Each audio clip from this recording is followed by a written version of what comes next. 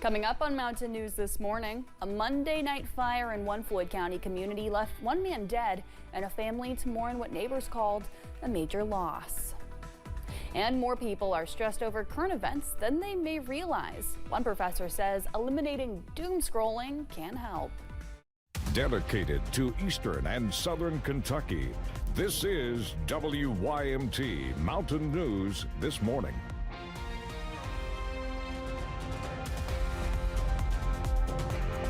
Good morning. I'm Amelia Lee here with you on this Wednesday, June 25th. It's 5:30 this morning and time to check on in with Megan Dusmal. Megan, we've been talking about this summer sun, and I have to say, when you put on sunscreen, don't forget your scalp, your hairline, because that will burn if you don't have a hat on before anything else. Yeah, typically when I'm out, I make sure I try to do a ponytail so my part's not showing, but yeah, make sure you are applying sunscreen there because it will burn bad. But in terms of the UV today, we're looking at about a 9, which is very high, and temperatures in the 90s. So let's break down that forecast for you. Currently, we're sitting in the 70s, and as I mentioned, these 70s will be turning into the 90s this afternoon as we're looking at a mixture of the mid-90s, seeing upper 90s as you travel towards Prestonsburg, Pikeville, and Manchester at 97 degrees. We're also looking at nice and clear skies this morning, a little bit of clouds as you travel towards Campbell County, Tennessee, and we have the slightest chance of some storm activity this afternoon, a trend that we've seen this week thus far, but storm chances will increase as we're heading into the weekend. So we'll have that more information on that in just a little bit. Here's a look at that day planner for today, though. Again, seeing those temperatures warming up, highs around that 4 o'clock, 5 o'clock mark, looking at mostly sunny to sunny skies. Amelia. In Pike County, a man faces charges after he was accused of shooting at another man during an off-road incident. State police say they received a call in the Widows Branch area of Stopover Sunday. Troopers say when they got there, they noticed a man bleeding from a gunshot wound. State police say James Doherty and another person had words. Doherty later reportedly fired 2 shots from a pistol. He was taken to the Pike County Detention Center. One person is dead after a crash in Muhlenberg County. Deputies responded to that crash around 6 yesterday morning on Kentucky 973 at the intersection of Russ Lane. They say 23-year-old Austin Skimhorn was driving a concrete truck when he failed to negotiate a curve, left the road, and hit an embankment. He was killed in the crash. No other vehicles were involved. One person is dead after a crash near Mammoth Cave in Edmonson County. The crash happened Monday evening when KSP troopers responded to the 3900 block of Nolan Dam Road. Troopers say Laura McCain was trying to turn into a gravel parking lot but entered the path of a Jeep Wrangler. McCain was taken to a hospital where she died from injuries. An online decoy helps police bust a man for sex crimes involving children in Madison County. Caleb Hughes was charged with using electronic communication systems to procure or promote the use of a minor for sexual activity. A group contacted police after they say Hughes used social media to talk to their online decoy, who was pretending to be a 14-year-old girl. They also say he sent obscene matter. Hughes was supposed to meet the minor at a local hotel. Police met him instead. A Monday night fire in a Floyd County community left one man dead and a family to mourn what neighbors called a major loss. The call came in Monday night around 6:30 with neighbors saying the house at 24 Barn Road was on fire and they believe the owner, Marvin Howard, was still inside. The Garrett Fire Department responded, requesting mutual aid from area first responders to battle the blaze.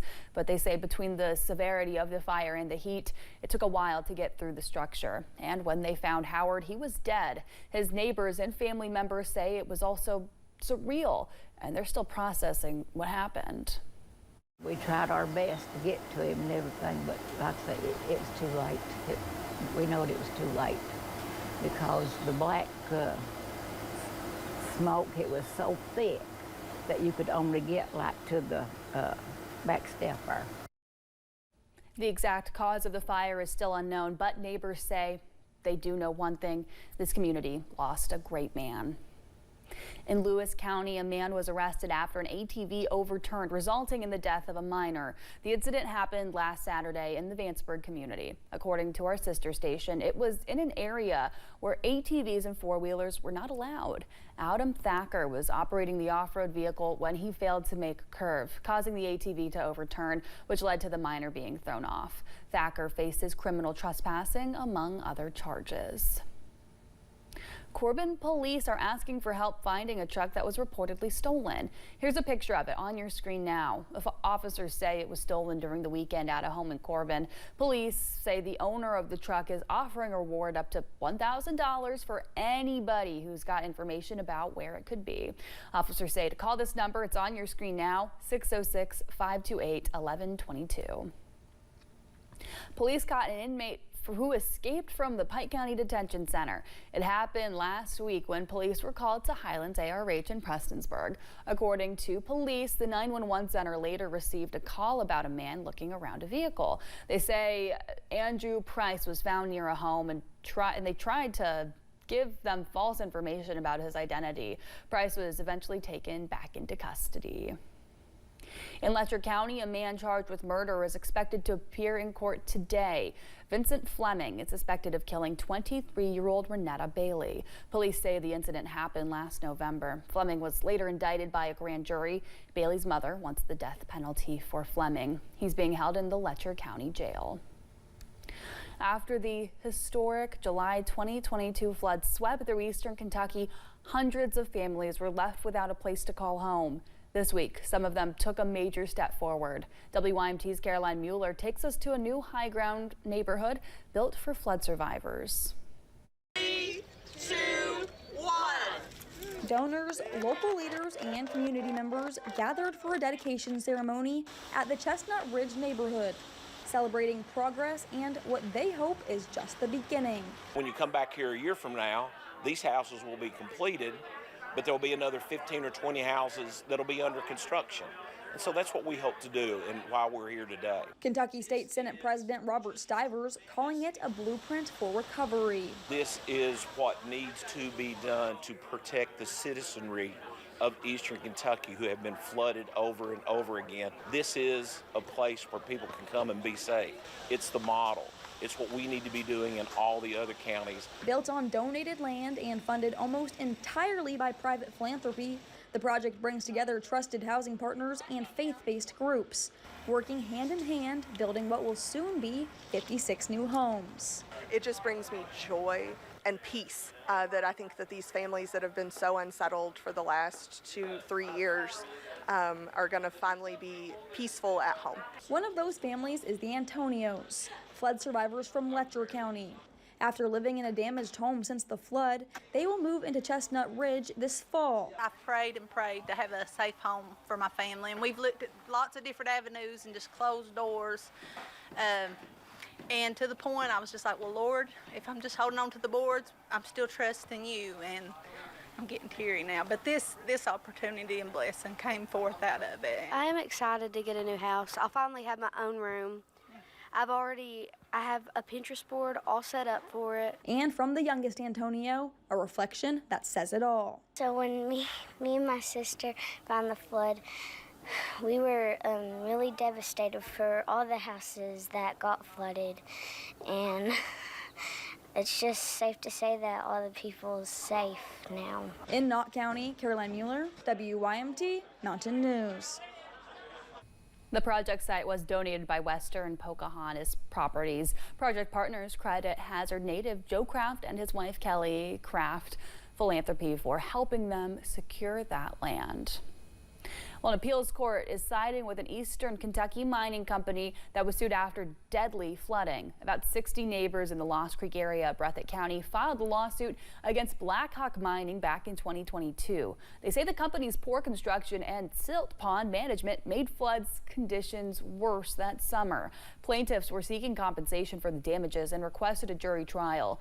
Reports from a single expert were excluded in court, and that decision prompted an appeal by the homeowners. The court found the reports irrelevant and unreliable. More than 1 month after an EF4 tornado hit eastern Kentucky, Laurel County Public Schools are still navigating the path to recovery. More than 40 employees either completely lost their homes or experienced severe damage. Countless students and their families were also affected. The school district is thanking the volunteers, first responders, and state officials who have stepped up to help after that tornado. Members with the Kentucky Community and Technical College system say credentials and graduates have hit an all-time high. According to preliminary data, members with KCTCS say they've awarded more than 44,400 degrees, diplomas, and certificates. They also say 24,263 graduates earned at least one of those credentials. Both of those are the highest ever since the system's founding in 1997 and 1998. Well, there's a lot going on in the world right now. Things like protests and threats of war have filled social media feeds and TV programming for the last few days and weeks. These current events may be taking a bigger toll on you than you think. One University of Kentucky psychology professor says when this is the case, it can be hard for people to think about anything else because their focus is on what's causing them to worry. Our heart rate goes up. We can feel ourselves kind of clenching up, our muscles clenching up. Something many have a hard time avoiding is doom scrolling. This refers to endlessly scrolling through negative content. Brown says to combat this, start and end your day on a positive note. She says more people are stressed over current events than they might realize. Louisville police released their report on a fiery semi-crash on I-65 nearly 2 weeks ago. It cites human error as a factor in the crash, saying the driver did not have the truck under control. The semi was heading into Kentucky from Indiana on 65 southbound. As the driver was changing lanes, he hit a concrete barrier. That impact caused the semi to catch fire and left it dangling over Spaghetti Junction. As the driver jumped out, the flaming semi-trailer later dropped onto a ramp below.